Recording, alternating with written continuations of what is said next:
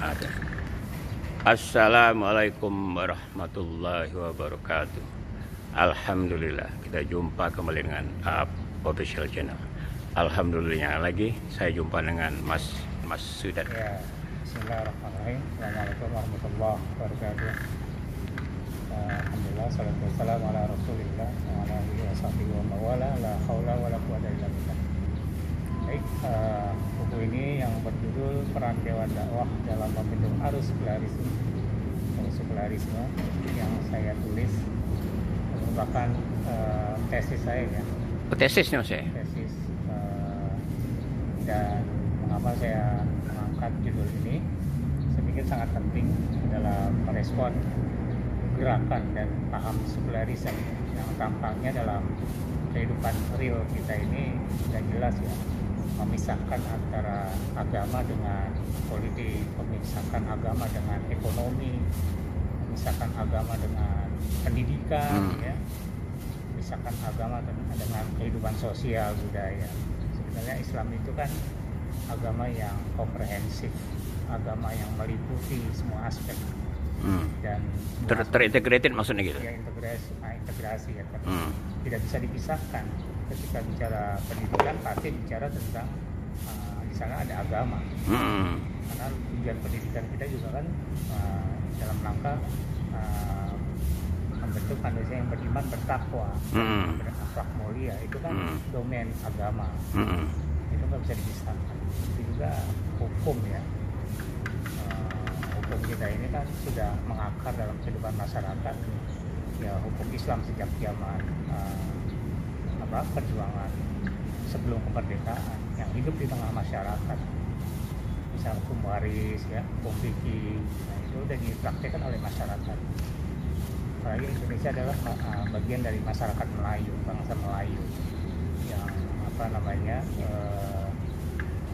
domain Islam. Kemudian sini mengapa Dewan Dakwah? Dewan Dakwah adalah satu lembaga dakwah ya, yang didirikan oleh Allahyarham Muhammad Natsir, pahlawan nasional ya, sebagai tokoh NKRI yang menyatukan Indonesia yang ketika itu menjadi negara serikat. Dan setelah Masyumi dibubarkan atau membubarkan diri, maka Pak Natsir dengan kawan-kawan mendirikan lembaga dakwah, jadi Dewan Dakwah Islamiyah Indonesia. Ini semacam ormas gimana? Bukan, dia yayasan. Oh, yayasan ya. Tapi yayasan. Kapasitasnya kapasitas ormas ya. Ada di seluruh Indonesia ada ya? Oh, ada itu ya. yang menariknya. Bahkan mungkin di kabupaten. Iya, Oh, ada ya. kabupaten kota. Oke ya. Provinsi ya. Ya. Kemudian Pak Natsir punya konsen besar terhadap persoalan bangsa. Di antaranya ya, antara tantangan dakwah adalah sekularisme yang mengakar dalam kehidupan masyarakat. Dia berusaha bagaimana masyarakat yang disekulerkan kehidupannya, karena agama adalah hak individu yang kemudian dijamin oleh negara dan masyarakat yang beragama itu. Karena itu dalam buku ini saya cantumkan, saya tuangkan gagasan Pak Natsir yang beliau menyebut sekularisme dengan istilah ladiniah ya. Itu bahasa Arabnya ya? Ya, ladiniah. Beliau secara pribadi dengan berbagai tulisannya, buku-bukunya, dan dakwah beliau sangat jelas menentang gerakan sekularisme yang tentunya bukan dari Islam. Sekularisme ini dari Kristen Barat di abad pertengahan. Ini bisa dibaca di sini. Dan juga di sini saya tampilkan makna agama itu apa. Ketika kita menjelaskan sekularisme memisahkan agama dari kehidupan, aspek kehidupan, saya ungkap di sini, saya tulis agama itu apa sih? Ini harus dipahami juga. Di samping itu juga saya bukan sekedar sosok Pak Natsir, tapi teman-teman Pak Natsir seperjuangan. Bagaimana seperti Buya Hamka ya, Bagus Adikusumo, kemudian Kasman. Yang bekas Menteri Agama ya, Profesor Dr. siapa itu? Siapa? Yang pernah jadi dubes di Mesir, lupa siapa. Oh, ya. A.M. Rashidi. Ya, Rashidi ya. Rashidi ya. Dia lebih keras lagi. Lebih lagi ya. Dalam menjelaskan sekularisme itu. bisa dibaca di sini, insya Allah. Oh ada ya situ Ada, ya? Oh iya iya. ya. Oh iya iya. Tokoh-tokoh kita, Iya iya Pak iya. Yunan juga masuk ini. Iya iya.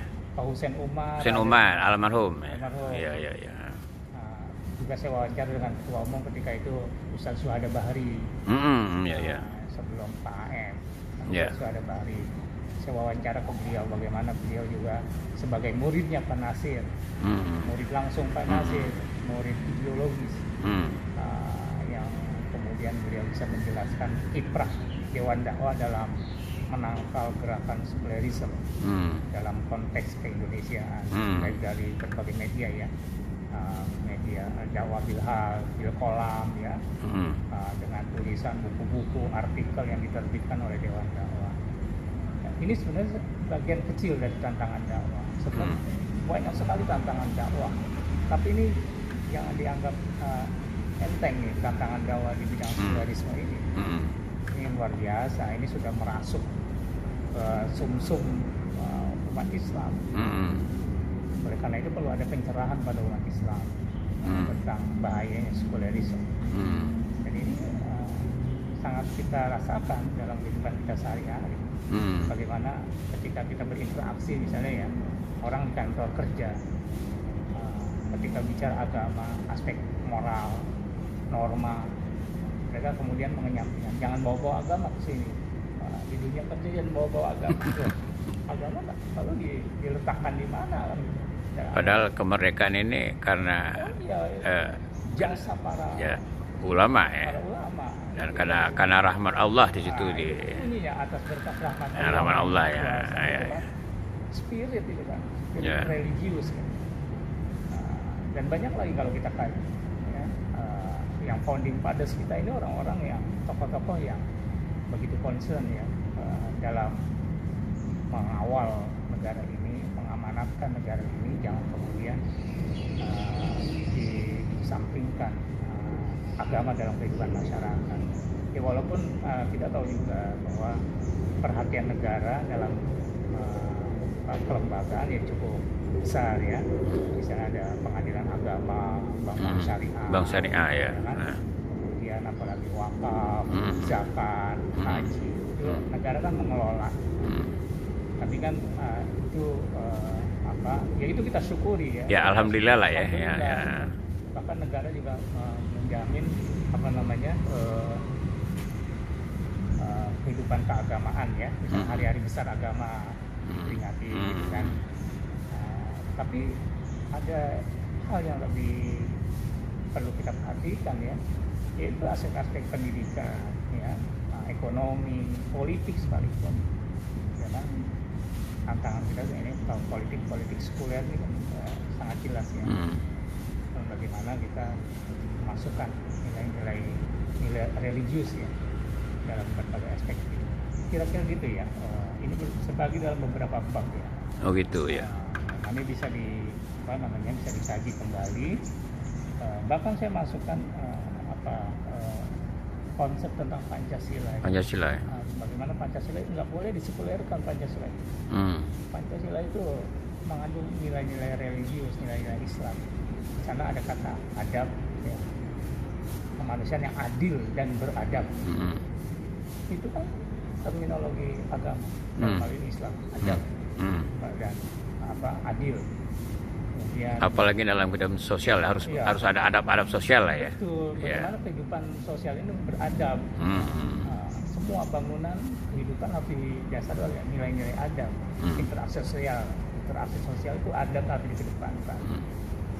Kemudian negara dengan pemerintah dengan rakyat dengan pemerintah harus memperhatikan aspek-aspek adab itu, nilai-nilai keadaban. Juga kalau kita lihat misalnya sila keempat ya, kerakyatan yang dipimpin oleh hikmah. Hikmah itu apa? Hikmah itu kebijaksanaan. Diambil dari makna apa? Nah, itu yang bisa menjelaskan adalah agama hikmah itu. Permusyawaratan, musyawarah dan perwakilan. Itu domain agama itu, terminologinya. Dan itu harus dikembalikan maknanya menurut makna Islam ya. Di sini saya tulis. Bahkan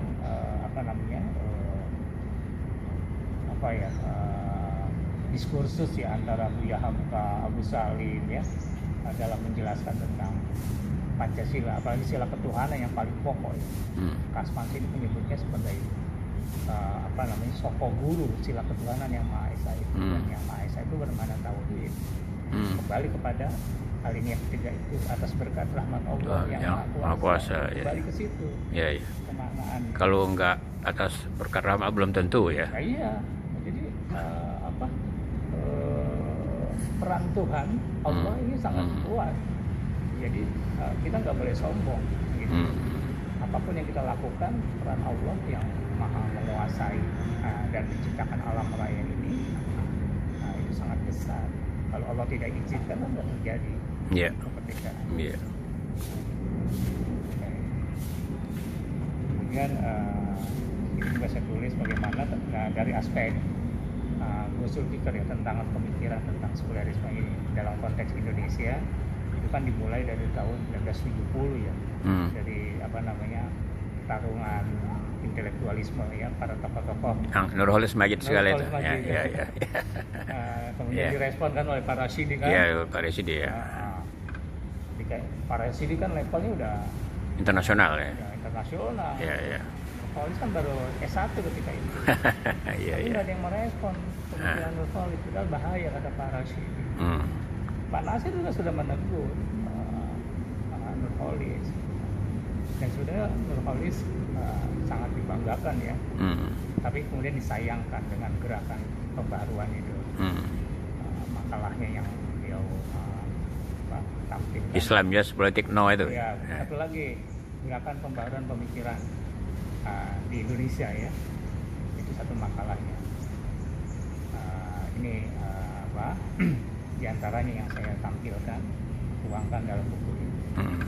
Kira-kira itu Bapak. Itulah intisannya ya, kurang lebih garis besarnya ya.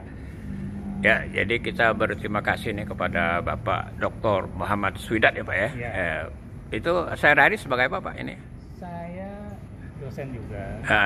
Kemudian saya dosen di STID Muhammad Nasir. Iya. Muhammad Nasir. Iya.